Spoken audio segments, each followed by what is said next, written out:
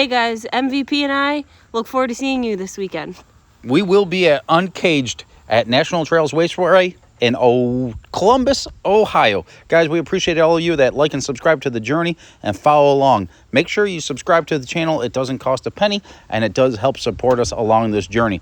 If you want to support, hey, stop by the prison bus and get yourself some merchandise. We have hats, posters, t-shirts, hoodies, and we got a combo deal going on with the t-shirts and a hat along with posters and a t-shirt.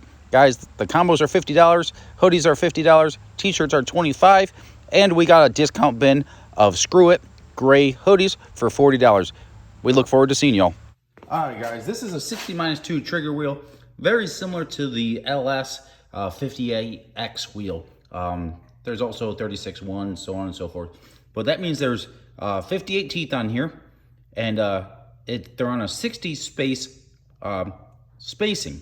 tooth spacing. So these two teeth that are missing here is the reference point for the crank trigger down here. That light's getting it. That crank trigger right there. Right there. So this is the main drill that we made. This one actually came out of the Dirty 30, and it's shortened, and there's this spacer in here that's threaded and pressed in there. So this is for alternator pulley. This is the Gilmer pump for the Aeromotive black belt drive pump. That's a 12 gallon a minute pump. And then this all fits in here like this. Normally there's a bolt, or sometimes there's a bolt that goes all the way through that, but there just wasn't enough spacing, and it's still pretty tight on this car. So we're gonna go through here and index all this stuff. That will go on later. But as you can see on this wheel here, there's actually two of them, and I spot welded them together. You can see the spot welds there. They're extra wide, so the sensor has a better chance at picking up, and it removes some of the flex out of these bigger, heavier wheels. Well, guys, this is the same issue I've ran into multiple times before. As you can see, when we look down in here, that sensor don't line up with that. Don't ask me why all these balancer companies have to make their balancers at different widths, but the main manufacturing racing balancers here, this piece right here, they build these differently. So now that sensor right there is supposed to be in the center of this, and it's definitely not. So we got to come up with damn near another 1/2 inch of spacer, but that means we got to play with our fuel pump mount and our alternator bracket as well to get those pulleys lined up. Well, guys, you can see I got a spacer pack in there now, but if I can get this thing in here, I don't know if you can see it well or not, but this spacer right here needs to be trimmed down, because this right here, the pulley on the belt drive system, is too far out. So we got to try to bring this belt in to straighten it out a little bit. So I got to shorten up that, because we had to move this over and we had to add that shim pack there. So now I got to basically take off the width of that off of this to be able to move the pump back in to where it needs to be, to clearance the steering, to clearance all that stuff, and to get the belt back in line. These little 3-in-1 deals are super handy to have around. So thankfully Jeremy has one in the back shop. It's a mill drill lathe combo, also known as a smithy. This is a jet, but man, it sure comes in handy whittling up small little pieces. Guys, I'm gonna give you a little bit of an update right here. The car was pretty dang close to going. It was Thursday night. The car isn't started yet, but transmission's in it. U joints replaced, all that stuff. The car is basically set up to go tomorrow. I gotta put the shifter in it, hook up the linkage, run the valves, but there's a specialty bolt that I need for the crank trigger that I don't have, because this balancer, even though it was another big block Chevy, this balancer was a little bit thicker than the balancer that was on the last car, or the last motor. So I had to go through and I had to machine up a whole bunch of some crap and some spacers and come up with all that stuff to get the fuel pump in the same spot, but the spacer different. And then they space out the alternator as well, so that the pulleys all line up and the belts line up. So right now, I'm not going to call it quits for the night, but I'm going to go have dinner at the fair with MVP and Lady Gangster. And yeah, just go hang out for a couple hours because there's no parts stores open right now to get that specialty bolt that I need. There was one specialty hardware store within a reasonable distance of here, but they closed at 5 o'clock. So it is what it is. Should be able to try to start this thing first thing in the morning. When I get back, organize the trailer, get all the crap off the bed of the truck, and fingers crossed that this thing starts up and is happy in the morning. Well, guys, it wasn't working out so well in the shop, so we decided to take a little break. MVP got to try on some cowboy boots, and then Mom and Dad got some deep fried Oreos, and of course, MVP had to get her share. It was a pretty good time out there at the Medina Fair up here in Ohio. Good little time. Then we decided, why not? We went and watched some bull riding for a little while as well, and checked out some cows. But all in all, it was a good evening. I'm seeing all the big cows. Look at all the cows. This is where the steaks come from, not the bacon. Actually, no. I think these are milk cows. And if you cook them, they're steak cows. Right, Smiley? Yum. Yum. See, I like both of them. Yum. Well, Friday morning came along, and I got my shop helpers back. MVP, Lady Gangster, helped me finish up the final touches on the car. Then Lady Gangster ran out and ran some errands to make sure we were ready to head to Uncaged up in Ohio this weekend. Saturday, National Trails Raceway. We're racing for $25,000. Well, guys, here we are. MVP, Lady Gangster, Straight Gangster. You could have gotten your own rig, goofball. You told me you were getting one. Oh, okay. So, guys, this is the problem that we have right now. All the stud girdles. So the stud girdles are this piece right here. That holds all the valve train geometry stable at higher RPM. Low RPM too, but mostly in the frequencies and stuff like that when the engine is at higher RPM. So, we got Sexy Rixie too. He's guarding the door though. Make sure no one comes in and tries to steal MVP. So, the stud girdle holds all these deals in line. These deals right here are called polylocks. Polylocks, generally speaking, are not see-through. There's supposed to be a set screw in there. So I had to run to the bus to find my spare stuff that I picked up recently. And that's what sucks about not having the stacker and the toter anymore, because I knew exactly where all my stuff was. We had that thing pretty organized, right? Yeah. Top or bottom? Shorts on the bottom. Okay. Tall ones on top. So I ran in and I'm replacing all his polylocks with my polylocks because mine all have set screws in them, and set screws are real deep in there.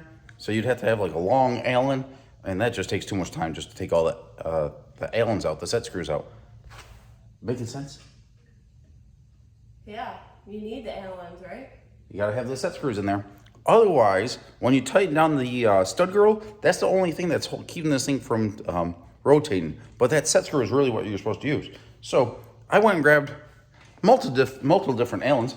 They're usually either 3/16 or 7/32. I put them in there, and they're like zing, zing, just spin around. I was like, what the hell? So I flipped my phone on, shine the light in there, and there's no set screws. So we got to go through, we got to pull all the stuff off, and so we could run the valves here, and then Lady Gangster is probably going to have to go out and try to find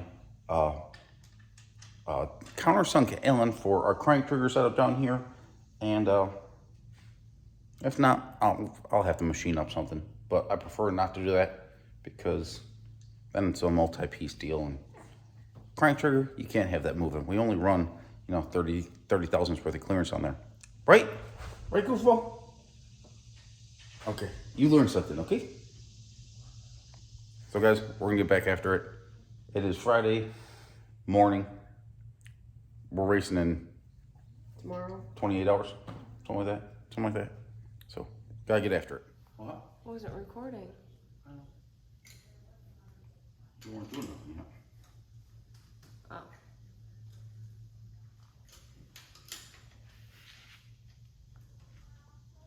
You watching Dad work?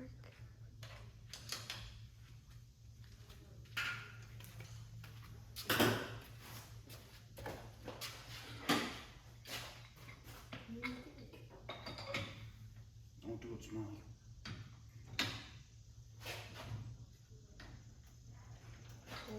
That says they have a different pattern. What this is?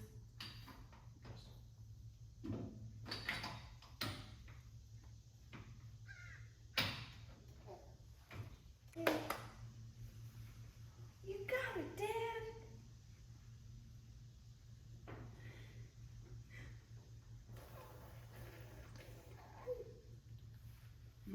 Why are you making? I spit out all over this. Say I blow raspberries.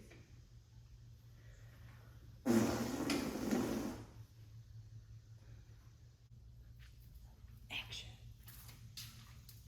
All right, guys, we're gonna go through here and we're gonna set them. We're gonna set the intakes and the exhaust all the same right now because the motor is cold. We'll go through and we'll check that over after. But every internal combustion chamber, internal combustion engine, motor, whatever you guys want. They got all mad at me because I said called it a motor. Whatever. So, intake closing, exhaust opening. So when the intake valve is closing, you could adjust the exhaust. When the exhaust valve is opening, you could adjust the intake. And you could check that out by when it's opening, that means the push rod is coming up or the valve is going down. So we'll go through here and walk through this. You can bump it. Fourth one? Yep. Yeah.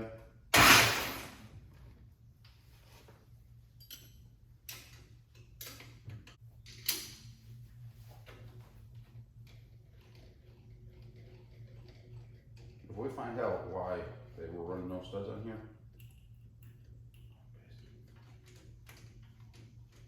Call up and ask them. he's not sure.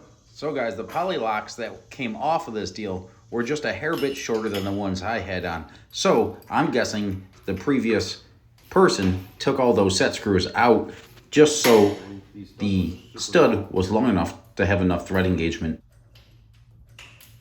But then the valve is just one, or the valve is just one, like, thing.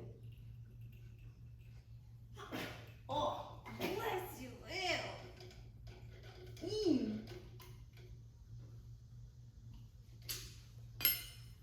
All right.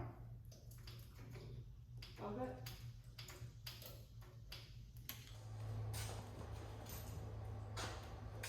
So guys, here at Hustlin' Horsepower, we use this really fancy plug setting tool. These are, I don't know what these are set at from the factory. They're probably somewhere around like 25, 26 thousandths. We're gonna bump those down to 18 thousandths for this deal. It is a twin turbo big block Chevy on methanol, smart wire 5-wire coils, Pantera smart coils. But we just use this Borg Warner 82 millimeter turbo and this tile V-band housing to set our gap. We just go, give it a couple little whacks, check it. Boom, good. And why 82? Because we don't have our 88s yet. I just don't have the extra money right now to put the 88s on it. We got the turbos, they're gonna be coming here shortly, but I gotta come up with the money for the V-band housings, these tile V-band housings, so I can reuse these headers. Otherwise I have to use the T6 flange and build a conversion for the V-band flange on these headers that I built. So we're gonna get after it here, put the plug wires in. Lady Gangster's headed out to get the bolt for our crank trigger setup, and then we get to fire this thing off and see what happens.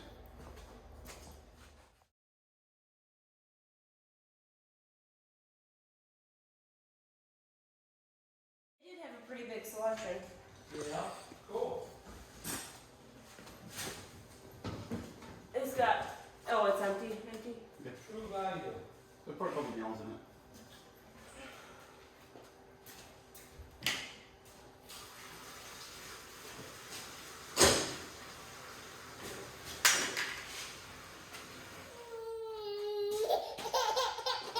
Hey, what you need? What you need? What you complain about? Oh, you want to hang out again? You can hang out again.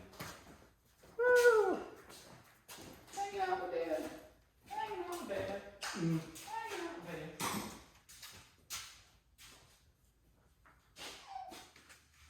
My phone's probably going to die before we get this on film, but whatever. Are you ready to try this?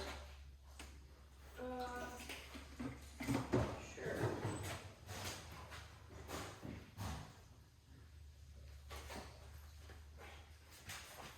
If I run out, you should too.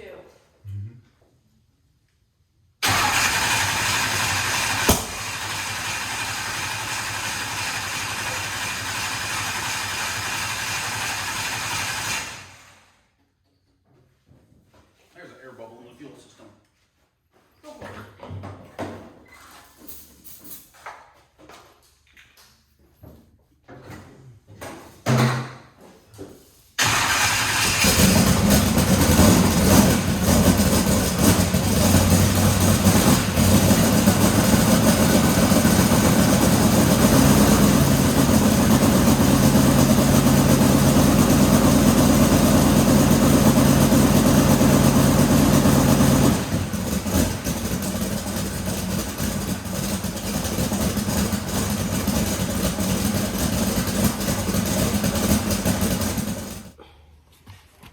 If I run out, you should too.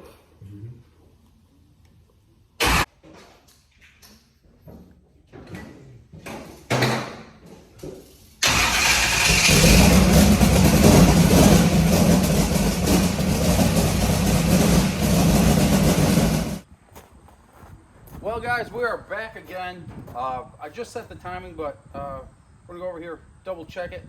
The front drive was leaking a little bit. I think one of the holes is not blind, which means it goes all the way through into the gear drives for the front of the motor, which is the basically like a timing chain, but on this motor it's a gear drive setup. So we're gonna go through here, we're gonna start again and check it all out.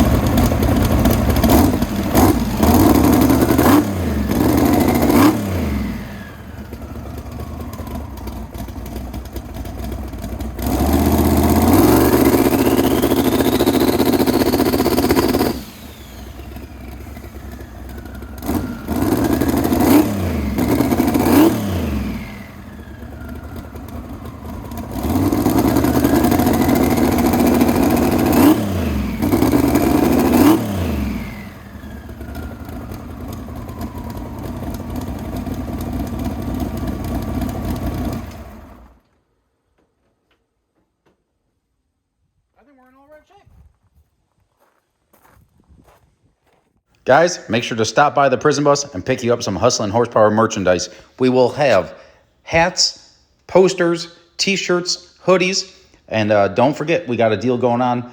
T-shirt and a hat for $50 or a poster and a t-shirt for $50. T-shirts are $25, hoodies are $50, and we also have a discount bin of the gray Screw It hoodies.